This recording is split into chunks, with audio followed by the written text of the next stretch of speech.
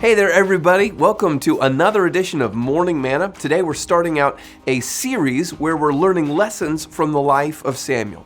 Samuel is one of those characters in the scripture where there's just so much you can learn from him and so much that he experiences and so much that he does. This hugely important judge in Israel's history. He's a prophet. He ordains, but really he anoints. That's the right word for it. He anoints two kings in Israel. He's just a major character.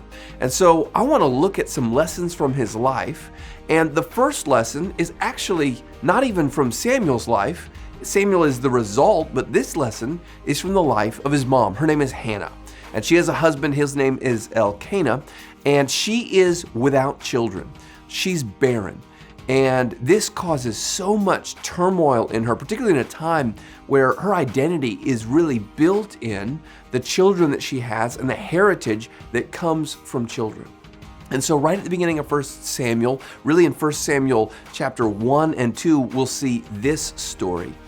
They would come to the tabernacle to make their offering. Elkanah and his wife Hannah, and actually had another wife as well, but they would all come, and year after year, actually the scripture says. And so this is a really brutal season, and that's my first idea for us. Firstly, that seasons can be long. A lot of times when we go through something that's difficult, when we go through something that's really hard, our desire is always that it will be temporary, a daily thing. This lasts a week. But Scripture tells us that Hannah was looking for, hoping for, searching for a child year after year. You would look at that and go, man, it seems like she's been abandoned. It seems like this is not going to work out for her. And yet, she is going to have a son. And that son is going to be Samuel. Then she'll have more children after that. But she comes to this time where she comes and it's time to make offerings, and she's there praying before the Lord, just pouring her heart out. And the priest notices her and talks to her, and she says, listen, if I could just have a child, I'd bring him for the Lord's service. Here's the big idea. Even when it's tough, even in the midst of what seems like the worst season possible in our life, God is preparing us. God is preparing you. God was preparing Hannah. Would she have brought Samuel to serve before God in the tabernacle if it had just been easy? We don't know.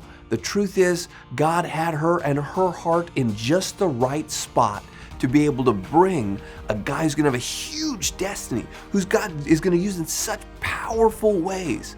But it was this long season where it just seemed so hard, where God was bringing her to the place where she would be ready to bring Samuel for a lifetime of service to him. So my encouragement to all of us is, God's preparing you in the good days, in the bad days, in the seasons, short or long, where you feel alone, maybe you feel abandoned, where it's just hard. God is always at work, and He's on the other end with our good.